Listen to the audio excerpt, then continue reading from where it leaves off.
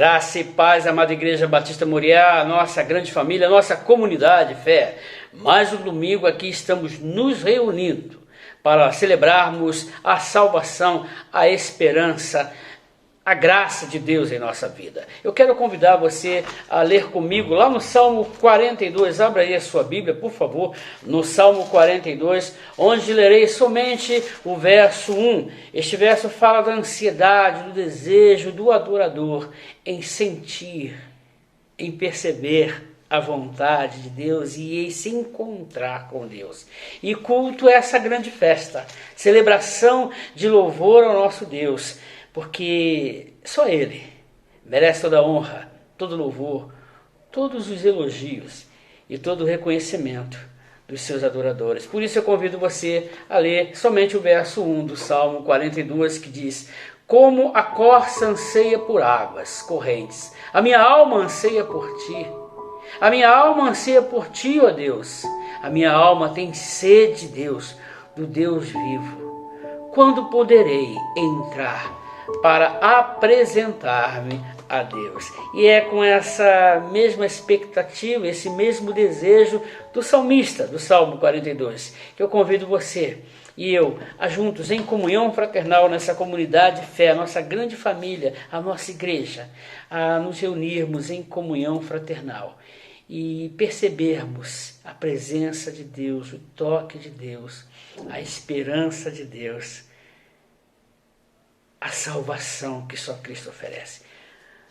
Nos unimos agora em oração e convido você a santificar esse tempo em comunhão com os irmãos para percebermos e ouvirmos a voz de Deus ao nosso coração. Querido Deus e eterno Pai, é no nome precioso de Cristo que nos reunimos em comunhão como igreja.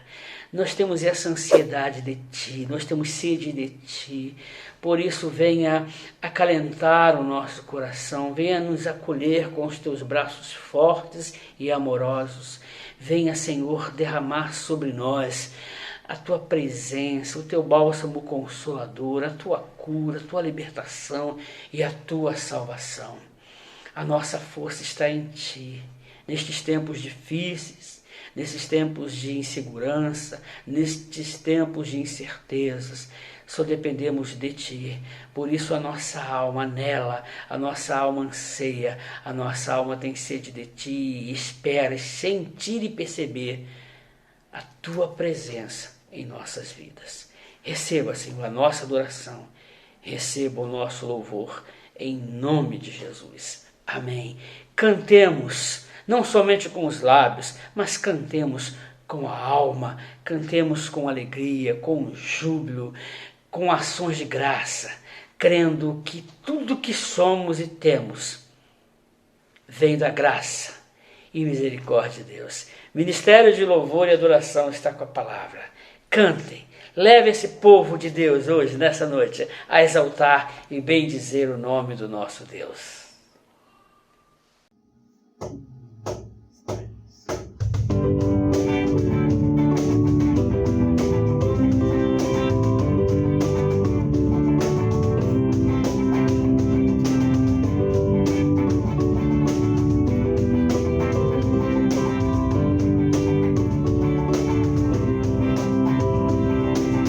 O Senhor é a minha luz e a minha salvação. O Senhor é a minha fortaleza, a quem então eu temerei. O Senhor é a minha luz e a minha salvação. Fortaleza, a quem então eu temerei? Se contra mim um exército se acampe, mesmo assim não temerei. Confiarei na força do meu Deus, esperarei o Senhor agir por mim.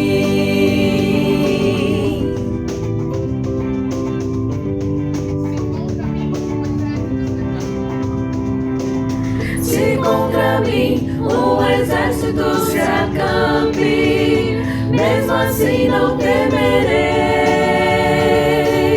Confiarei na força do meu Deus, esperarei. O Senhor age por mim.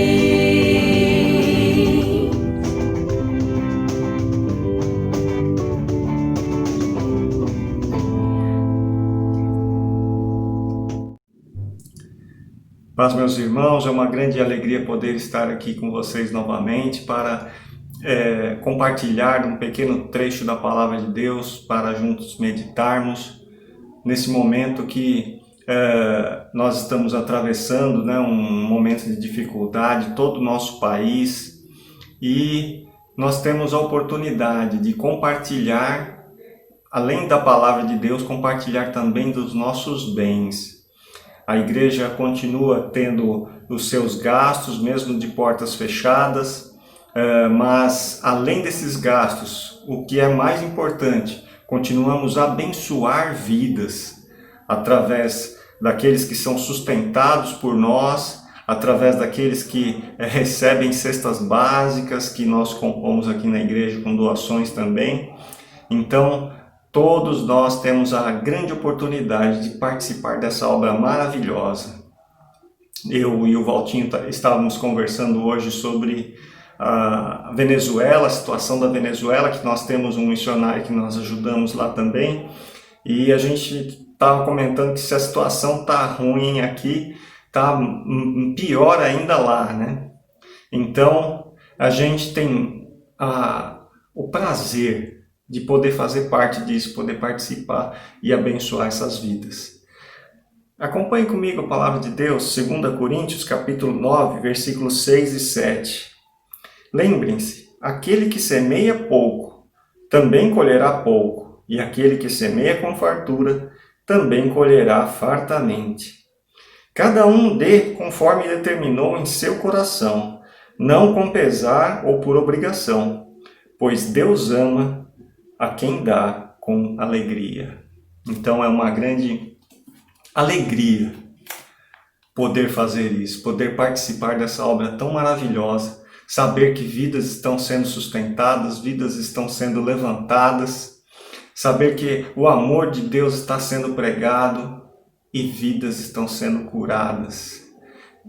É muito bom poder participar disso tudo, e você e eu temos essa oportunidade de doar com alegria, tanto através de depósitos em dinheiro, nas contas da igreja, depósitos bancários, quanto através dos alimentos que são recebidos aqui nos plantões de final de semana, nos sábados. Temos também o gasofilas para quem quer trazer a oferta pessoalmente. Também nos plantões de sábado estão sendo recebidas essas ofertas. Então, nós temos essa alegria de participar dessa obra tão maravilhosa. Ore comigo, vamos estar colocando tudo isso diante de Deus. Amém?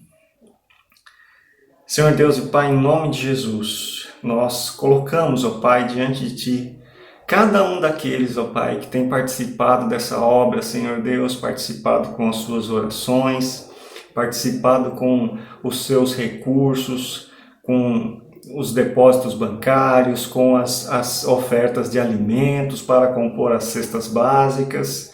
Abençoa, Pai, abençoa e supre ricamente cada uma dessas vidas, cada uma dessas famílias, ó Pai. E aqueles que estão necessitando, Senhor Deus, continua, Pai, continua usando as nossas vidas para que eles sejam supridos e abençoados, ó Deus, para que eles provem o amor do Senhor através das nossas vidas, tanto pela palavra quanto pelo alimento, Senhor Deus. Continua abençoando através de nós, ó Pai. Muito obrigado, Deus, por essa oportunidade de fazer parte dessa obra tão grandiosa, Pai. Em nome de Jesus, amém. Histórias que Jesus contava, parábolas para a vida. Esta tem sido a série de mensagens que temos apresentado todos os domingos aqui, na expectativa de que Deus venha falar ao teu coração. E hoje contaremos mais uma história que Jesus contava. E essa história apresenta Deus e os cidadãos do seu reino. Abra sua Bíblia aí no capítulo 13 de Mateus, onde leremos dos versos 24 ao verso 30. Essas parábolas, essas histórias que Jesus contava, ela tinha a didática, a proposta didática e pedagógica para tocar nas verdades das vidas dos ouvintes originais de sua época. E essa parábola, na minha interpretação, na minha visão do texto, porque Jesus vem contando sobre a parábola do semeador, depois ele conta a parábola da semente, e aí nesse mesmo contexto, onde ele vem aplicando uma série de mensagens, onde quer salientar, pensar a importância de ouvir com responsabilidade a mensagem do reino de Deus, ouvir com discernimento, ouvir com sabedoria e ouvir com duas opções: receber e aceitar e praticar essa palavra, ou ouvir, gostar, receber, mas desprezar esta palavra. E a minha oração nessa noite é que, ao ouvir essa palavra, ao ouvir essas verdades, ao ouvir o texto que Jesus, com muita compaixão e amor, elaborou para contar aos seus ouvintes, e hoje ela vai ser reproduzida a mim, a você, e as aplicações para que realmente Deus venha penetrar no seu coração e falar de uma forma tremenda, única e singular para esse momento que você está vivendo. Pois a parábola, ou as parábolas que Jesus contava, ou como cito no meu anúncio dessa série de mensagens, histórias que Jesus contava, parábolas para a vida, ela tem esse poder, tem esse efeito de ser colocada ao lado das minhas verdades, do meu íntimo, da minha maneira de ser, e ao lado dessa parábola, mais uma vez entrelaçadas. E aí o Espírito Santo vai acionando o meu discernimento, o Espírito Santo vai iluminando a minha mente, o Espírito Santo vai soprando em nossa mente e ouvido para entendermos a voz de Deus. Abra sua Bíblia, no capítulo 13 de Mateus, dos versos 24 ao verso 30. Vamos lá? Jesus lhes contou outra parábola, dizendo: o reino dos céus é como o homem que semeou boa palavra, boa semente em seu campo. Mas enquanto todos dormiam, veio o inimigo e semeou o joio no meio do trigo e se foi. Quando o trigo brotou e formou espigas, o joio também apareceu. Os servos do dono do campo dirigiram-se a ele e disseram: o Senhor não semeou boa semente em seu campo? Então de onde veio o joio? O inimigo fez isso, respondeu ele. Os servos lhe perguntaram: o Senhor quer que o tiremos? Ele respondeu: não, porque ao tirar o joio vocês poderiam arrancar com ele o trigo. Deixem que cresçam juntos até a colheita. Então direi aos encarregados da colheita: juntem primeiro o joio e arranquem em feixes para ser queimado. Depois junte o trigo e guardem no meio do celeiro. Essa é a história de Deus e os cidadãos do seu reino. Quando eu falo reino de Deus, eu falo no imperativo do caráter de Deus na sociedade. Pois o imperativo de Deus e o imperativo do caráter de Deus na sociedade é, como já tenho dito aqui, é o jeito de Deus. E o jeito de Deus, ele promove felicidade, ele promove paz, ele promove harmonia, ele promove organização. O reino de Deus promove justiça, promove verdade, promove oportunidade, promove cura, libertação, promove igualdade. Porém, ao comparar os imperativos do caráter do reino de Deus, o caráter da essência de Deus, com o contexto em que vivemos e que visitamos a história desde os outros séculos e séculos, percebemos que o mundo sempre está em desordem. O mundo sempre está desorganizado. O mundo está como caos. E caos este promovido pela arrogância do homem, caos este promovido pela insensibilidade espiritual do homem, caos este é promovido pelo distanciamento de Deus, melhor, distanciamento do homem de Deus, uma desordem onde os homens tentam até colocar ordem através de riquezas, ordem através de prosperidade, querem colocar ordem através da organização política, sociopolítica, ordem através da religião, da religiosidade, e por isso percebemos que a conta, como diz um amigo meu, não fecha, porque buscamos a Deus, pessoas boas buscam a Deus, pessoas fazem atos bons, pessoas procuram ser honestas, pessoas procuram tratar o seu semelhante com igualdade, e a conta não fecha por quê? Porque essas mesmas pessoas não são honradas, essas mesmas pessoas não são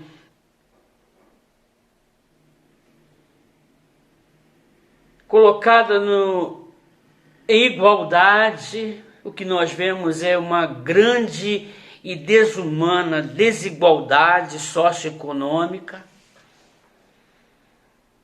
O homem tenta por si próprio, colocar ordem no caos. Em resumo, o homem nunca vai conseguir resolver os problemas da humanidade. Por isso devemos ansiar pelo início do governo do reino de Deus nessa terra. E isso acontecerá quando Deus romper a história de forma radical e devolver a justiça aos injustiçados. Devolver a dignidade humana aos que sofrem indignidades pela desumanidade dos homens. Onde Deus vai devolver ao homem o que é de direito. Isso é justiça. Enquanto isso não acontece, o que temos que fazer? Aguardar a vinda do reino, a entrada ou o agir radical de Deus, onde de fato Ele vai imperar. Esse será um novo tempo. Esse novo tempo será quando terminar essa nossa era. E quando será? Ninguém sabe. E essa é a pergunta. Enquanto o reino de Deus não chega, o que precisamos fazer? Aí olhamos para esta parábola. Essa parábola, ela descortina, ela traz em nossa consciência o descortinar, a revelação, e nos apresenta as profundas e verdadeiras e muitas sérias verdades que possui e que contém, estão contidas no reino, no imperativo do Deus do reino. Por isso essa conversa que estamos tendo hoje é a história de Deus e os cidadãos do seu reino. Vamos olhar para a parábola. A parábola ela é explicada dos versículos 36 a 40 desse mesmo capítulo. Se você olhar e aí levar os seus olhos aos versículos 36 ao versículo 40, é Jesus na intimidade com os seus discípulos, explicando e expondo a moral, a essência, a essência didática, os ensinos que ele queria apresentar quando lá em público estava contando esta história. Isso começa aí, ele começa Jesus explicando, e Mateus registra isso aí no versos 36 ao verso 40. Então, Jesus deixou a multidão e foi para casa. E lá na intimidade da casa com os seus discípulos, Jesus aproximaram-se dele, seus discípulos, e pediram: expliquem a parábola. E prontamente Jesus atendeu. Vou explicar aí a vocês a parábola do campo. Versículo 37. E ele respondeu: aquele que semeou a boa semente é o Filho do Homem, ou seja, Jesus Cristo. Verso 38. O campo é o mundo. E a boa semente são os filhos do reino. O joio, Jesus explica, são os filhos do maligno. E o inimigo que semeia é o diabo. A colheita é o fim desta era. Veja bem, a colheita é o fim desta era que eu acabei de contar a vocês, de expor a vocês. Uma época de desigualdade, uma época de muita desesperança. E Jesus está dizendo que a colheita é o fim desta era. E os encarregados da colheita são os anjos. Então o que Jesus hoje quer falar a mim e a você mais uma vez, que precisamos escolher, em obediência à palavra de Deus, ser encontrado como trigo.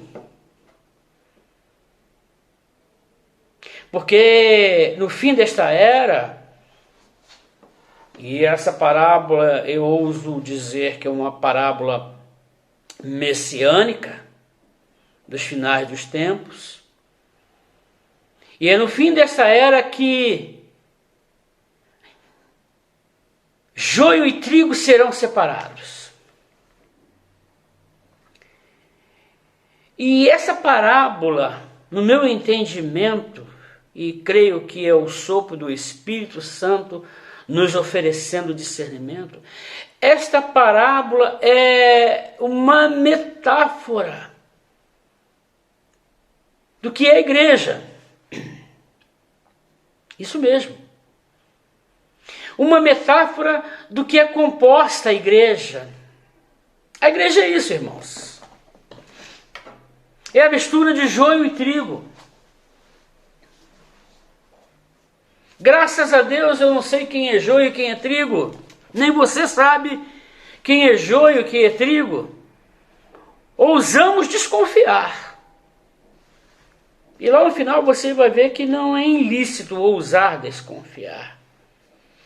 Não estou falando em julgamento. Mas, como eu falei, há desordem no mundo. E essa desordem só vai ser organizada por Deus. Enquanto esse novo tempo não chegar e estivermos vivendo nossa era, e nessa presente era, nesse tempo atual, o que nós, igreja,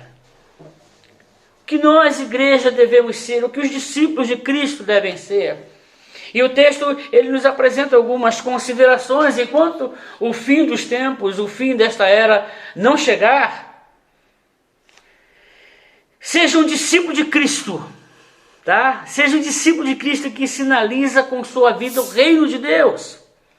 O que vem ser isso? Os discípulos de Cristo, que somos, como diz a parábola, a boa semente, a figura da parábola, é aquele que sinaliza o reino de Deus que virá.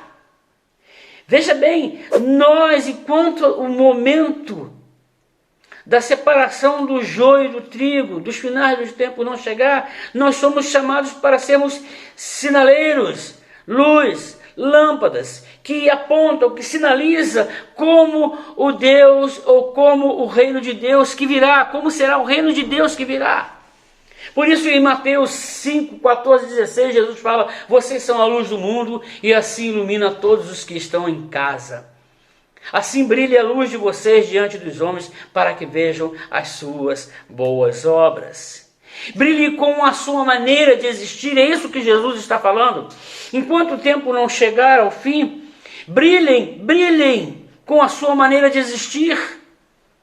Brilhem em conformidade com o jeito de Deus. Vivam na maneira cristã de viver e de existir do jeito de Deus. E viver e sinalizarmos o reino de Deus é como existimos, ou seja, é o estilo de vida que escolhemos. E veja bem, a vida que vivemos é uma escolha, não uma imposição de grupo, valores, contexto e modas e modismos. O estilo de vida do discípulo de Cristo, que sinaliza o que é o reino de Deus, é viver o estilo de vida de Jesus. É olhar para Cristo e observar criteriosamente cada detalhe dos seus exemplos, cada fala, cada ensino, cada moral, cada detalhe do caráter de Deus explicado pelos lábios de Cristo e pela vida que ele viveu. Precisamos viver o estilo de vida que aponta para o reino de Deus. Como lidamos com as situações? Como estamos lidando com o dia a dia, os desafios de viver? Quando as pessoas olham para mim, olham para você, eles precisam enxergar a nossa fé, a nossa dependência de Deus. Como lidamos com as situações?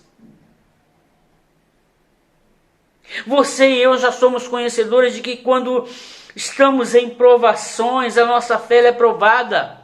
Quantas pessoas desistem de Deus e reclamam, viram a sua vida de cabeça para baixo porque estão passando por situações difíceis e abandonam a Deus e ficam com um pires na mão, tateando felicidade em qualquer porta que dizem que ali existe felicidade. Quando somos colocados como sinaleiros do reino de Deus, devemos perceber e ter discernimento de como estamos lidando com as situações. O apóstolo Paulo nos auxilia a isso. Ele diz lá no capítulo 4 que aprendeu a viver contente em qualquer situação, seja no pouco, seja no muito, seja na fartura, seja na escassez. E ele diz que posso todas as coisas naquele que me fortalece. Viver do estilo de Jesus é aprender a lidar com as situações adversas. É aprender a depender de Deus em situações adversas. É ser um sinaleiro de Deus, ser sal, ser luz, que indica o caminho do reino de Deus, que apresenta o reino de Deus em sua essência, na sua maneira de viver. Isso é sinalizar o reino de Deus. Como lidamos com os nossos sofrimentos? Lamuriando? Isso não é uma forma de sinalizar como é o reino de Deus. Sinalizar como é o reino de Deus também é saber como lidamos com o sofrimento do próximo, do nosso semelhante. A igreja, ela precisa sinalizar como é o reino de Deus, tendo compaixão,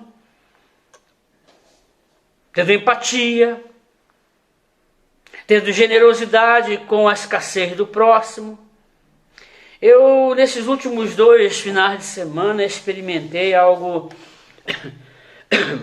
muito singular, muito especial. Posso até dizer sobrenatural, apesar de estar inserido num contexto tangível e tocável. Um contexto onde, pela manhã, nos reunimos com o Ministério de Ação Social sob a liderança da nossa irmã Nádia, a nossa coordenadora do Ministério de Ação Social, e ela me convidou para ajudar na distribuição da cesta do amor, a nossa cesta básica. E ali apresentei a palavra do reino, a palavra do amor de Deus, a palavra do cuidado de Deus. E eu tive a oportunidade de dizer que a graça de Deus ela também se materializa nesse gesto tão simples, tão singelo, de entregar a uma família que não tem o pão diário pelo menos uma cesta básica para suprir a necessidade do alimento daquela família naquele momento. Isso é sinalizar para o reino de Deus. Isso é sinalizar tendo compaixão e com muita clareza e convicção eu digo para você, meu irmão, nós percebemos a presença de Deus naquele ambiente. Porque quando a igreja se importa, quando tem empatia, quando tem compaixão, ela está sinalizando o reino de Deus. Sinalizar como é o reino de Deus, como lidamos com os atalhos que surgem em nossa vida, os atalhos que são oferecidos, e eu chamo esses atalhos de vias fáceis para o lucro, vias fáceis para o sucesso, vias fáceis para termos vantagens sobre o outro, claro, são atalhos. Porque vivemos num mundo incoerente, num mundo de concorrência e de concorrência predatória, onde queremos aniquilar o próximo, porque o próximo vai nos atrapalhar, vai impedir que eu ultrapasse mais um degrau do sucesso. Então precisamos execrá-lo, precisamos deletá-lo da nossa existência. E o reino de Deus, através da nossa vida, precisa ser sinalizado com integridade de vida, com honestidade. Se possível, até abençoando aqueles que concorrem conosco. O reino de Deus anda na contramão da história. Anda na contramão da história. Como lidamos com os nossos erros? Com arrogância ou com humildade, chegar a Deus e pedir perdão, apresentar os nossos delitos, apresentar as nossas falhas a Deus? Isso se chama humildade. Humildade é reconhecermos que somos pó. E a palavra humildade é isso, é humus, terra. Como lidamos com os nossos erros? Com arrogância, com altivez, com quebrantamento? Com humildade de retornar e pedir a Deus perdão? Eu creio que ser um homem ou uma mulher segundo o coração de Deus é ter a capacidade de reconhecer o erro e voltar para Deus, rasgar o seu coração, dar nome ao seu pecado, colocar etiquetas nos seus pecados e dizer assim: Senhor, tenha misericórdia de mim, eu me esforço, eu tenho tentado, eu preciso do teu amor, eu preciso da tua graça, me dê mais uma oportunidade, eu quero recomeçar. Sinalizar para o reino de Deus como será o reino de Deus é isso. É crer na graça, no amor, na misericórdia de Deus. Como lidamos com os erros dos outros é uma forma de sinalizarmos também como é o reino de Deus. O reino de Deus é graça. O reino de Deus é perdoar os imperdoáveis. O reino de Deus é permitir que o nosso ofensor continue existindo em nossa história, em nosso convívio. Mostrar e sinalizar como é o reino de Deus é dizer para o nosso ofensor que existe a possibilidade do convívio em amor. Sinalizar como será o reino de Deus é como lidamos com o próximo, com o nosso semelhante, com o nosso amigo. Principalmente com aqueles que são radicalmente diferentes de nós. A sua ética é diferente, seu caráter é diferente, suas escolhas são diferentes, suas preferências são diferentes da nossa. E sinalizar de como será o reino de Deus é saber conviver com os diferentes. Porque conviver à mesa com os que nos amam, nos acolhem, nos elogiam, concordam com a gente, nos abraçam, nos beijam, gostam da gente, é muito fácil. Agora, convidar os indesejáveis a estar conosco, a que pensam diferente da gente. Isso é apontar, é mostrar do que é o reino de Deus. E o reino de Deus é isso. É mostrar que na mesa de Cristo existe lugar para todos. Existe lugar para aqueles que não são acolhidos pelo mundo. Existe lugar para aqueles que o mundo despreza.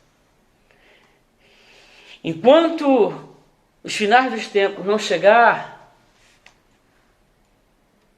nós devemos existir como? Capacitando vidas. Capacitando o precioso ser humano para que eles sejam separados nos finais dos tempos, no final dessa era, como boa semente, como aqueles que já aceitaram a Cristo serão separados. Eu tenho citado que a felicidade não é um lugar onde se chega, mas sim a maneira como caminhamos. E hoje eu quero parafrasear esta fala. Felicidade não é um lugar que se chega, mas sim a maneira como caminhamos. Eu quero parafrasear em relação ao tema salvação.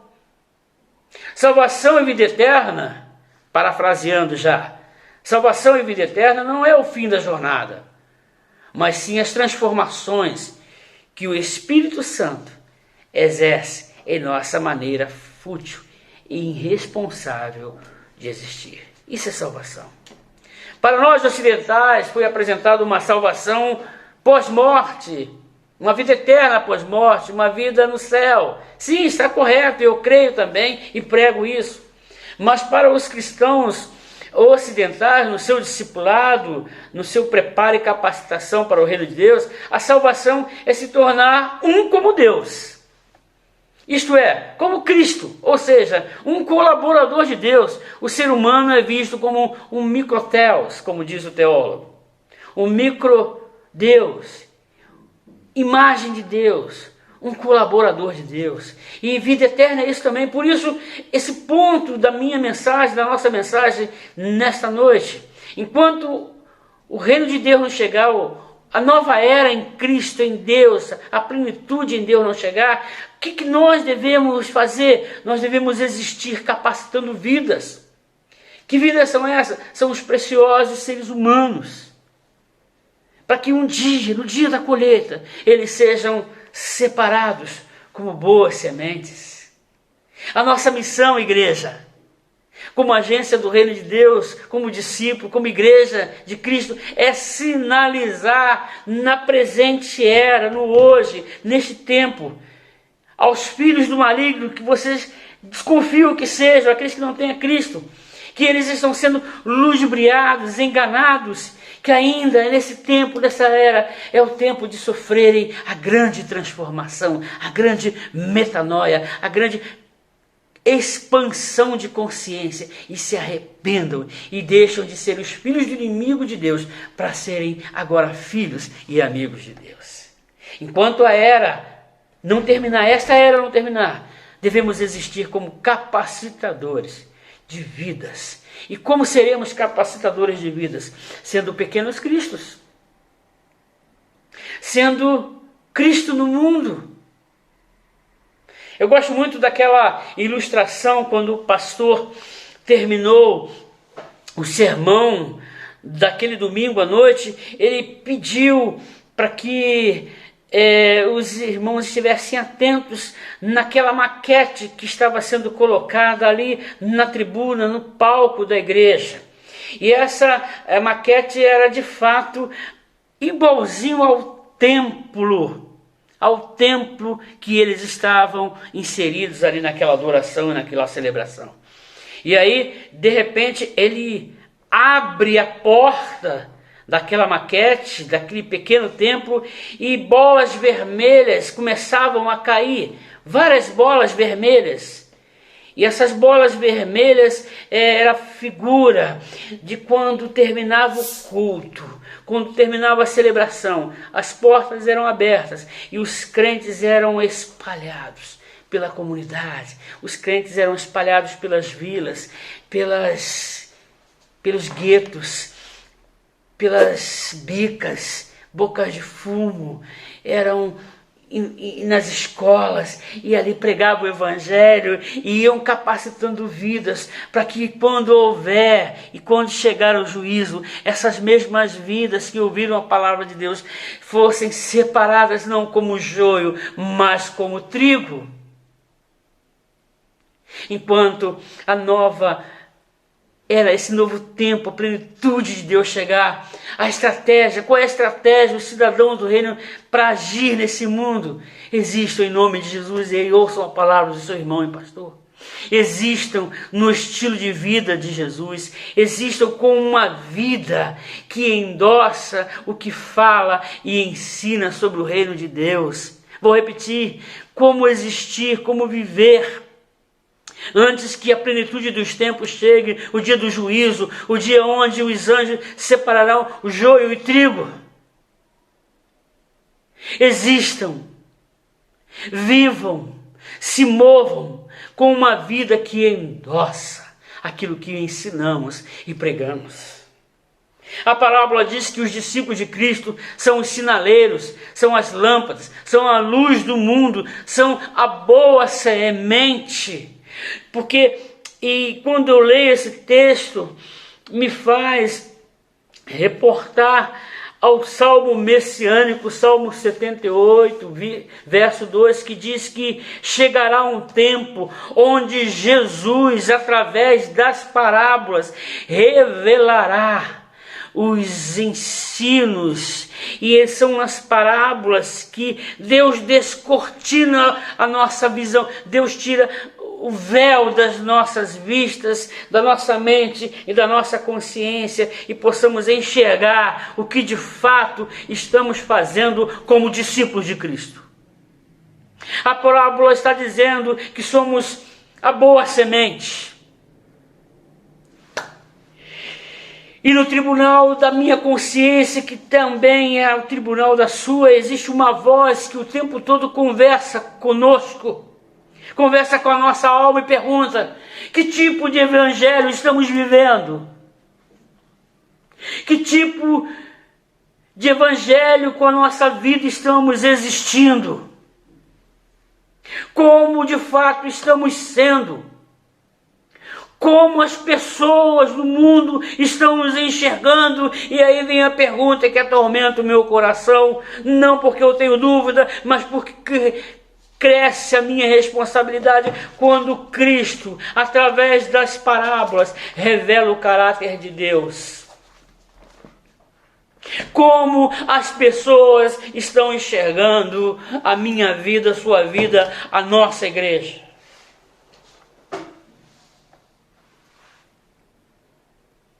A estratégia de Deus hoje é dizer para você e para mim que a nossa vida tem que endossar aquilo que ensinamos e pregamos.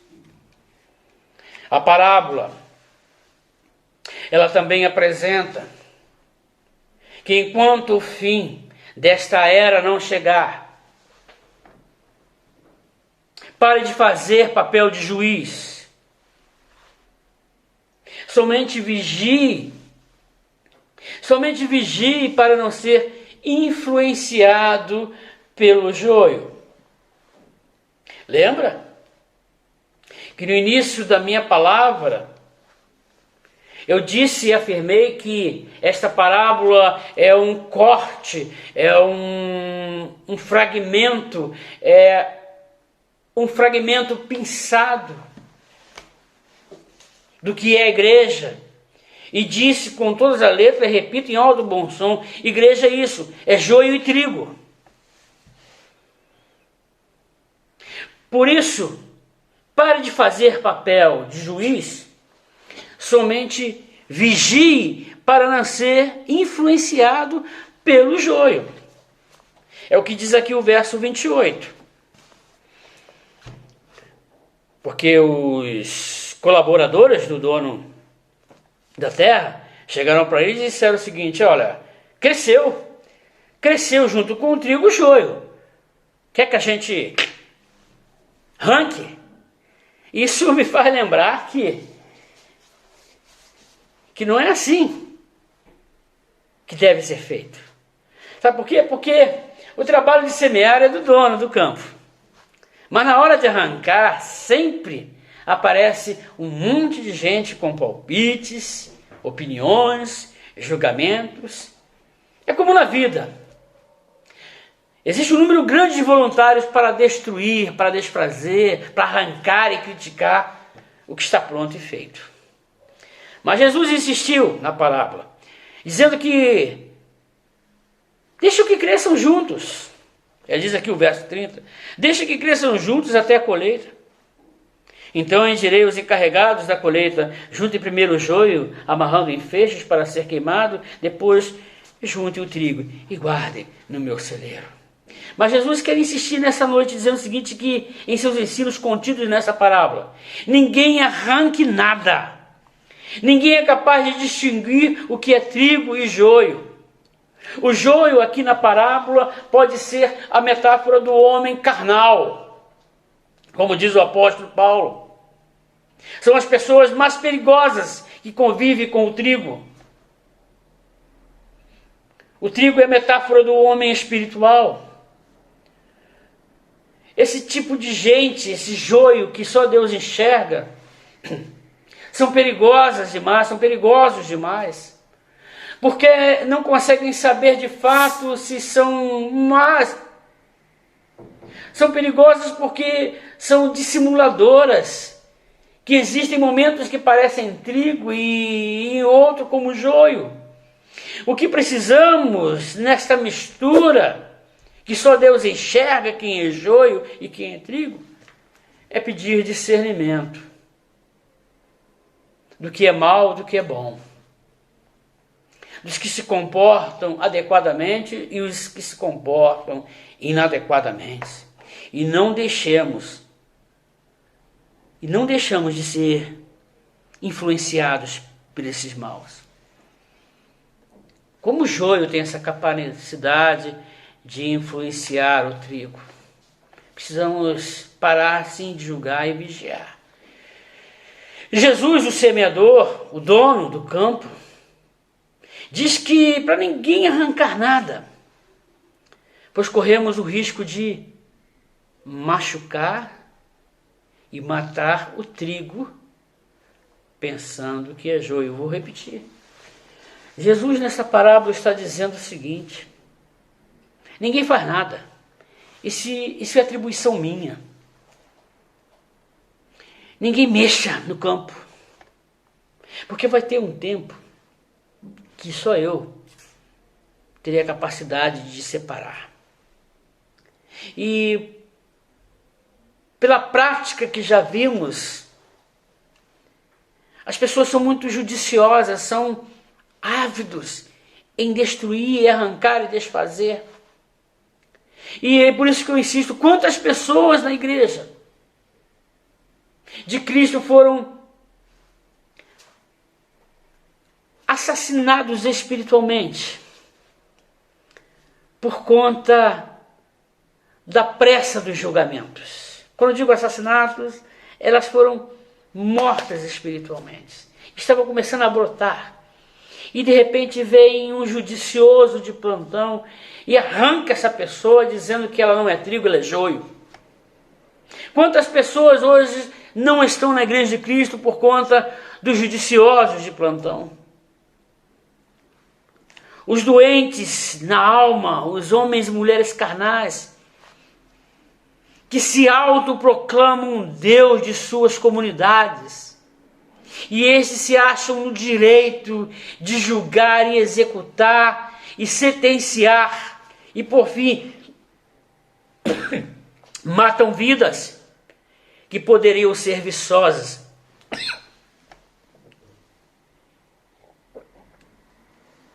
Em sua maneira cristã de existir. A minha oração nessa noite é que você tenha discernimento, que você tenha capacidade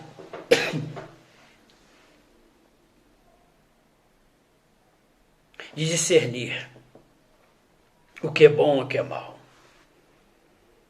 Que você tenha a capacidade de discernir se você está caminhando a passos largos para ser trigo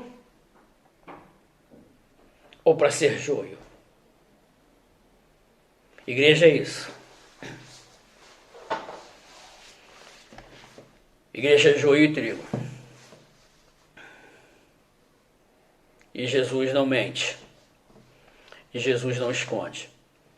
E por isso, nessa história de Deus e os cidadãos do seu reino, Jesus quer falar ao meu e ao seu coração nessa noite. Vamos vigiar. Vamos orar. O mundo está em desordem, mas chegará um tempo em que Deus colocará a ordem, separando o joio e do trigo. A minha oração é que você entenda que esta parábola é fruto da didática, do amor, da graça de Deus.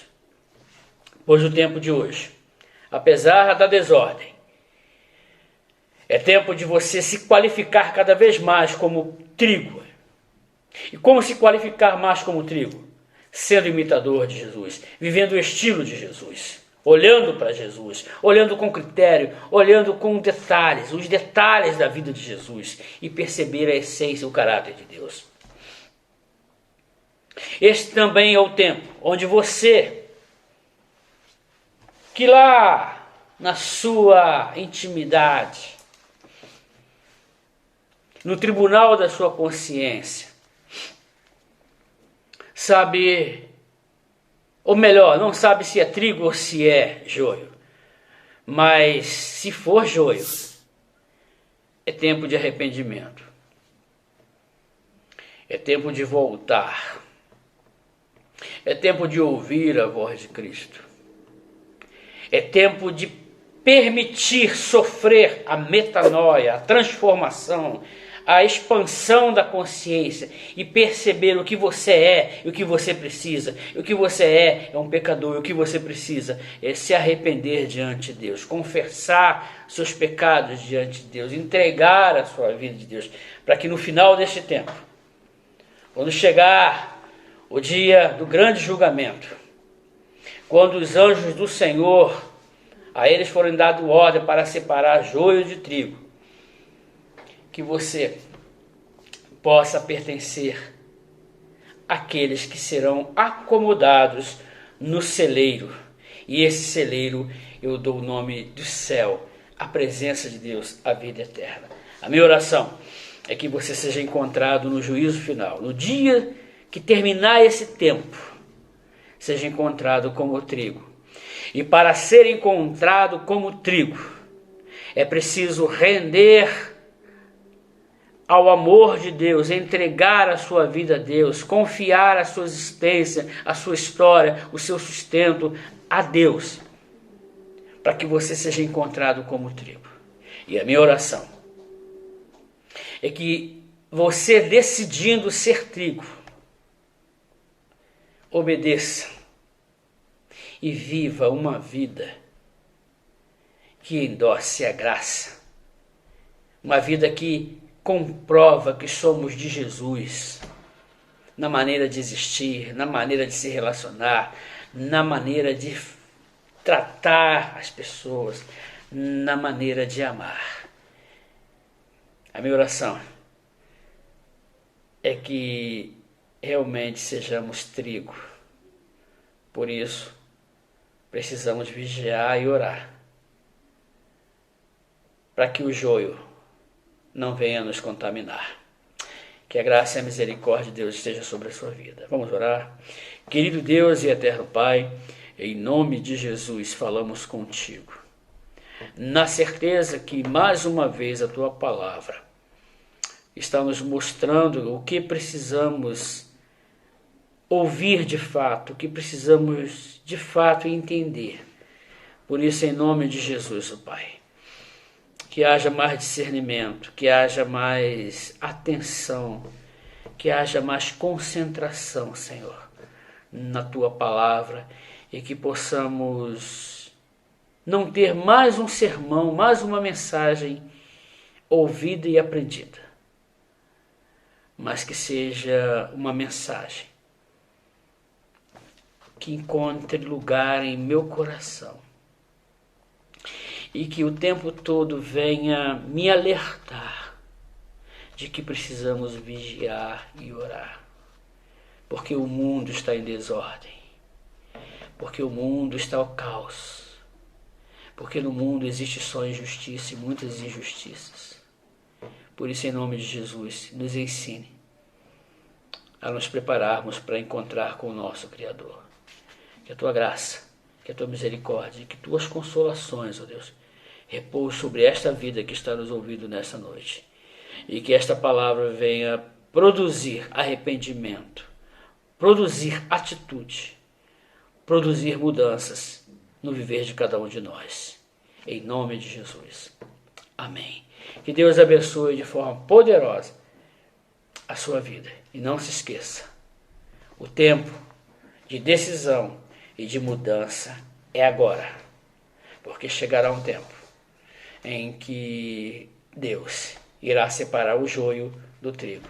E a minha oração é que você se encontre com o trigo no dia que Deus radicalmente impor o seu reino. Fique com Deus, Deus te abençoe e lembre continuamente desta palavra. Com amor, o seu irmão e pastor Marcos Alvarenga. Até a próxima, se Deus quiser.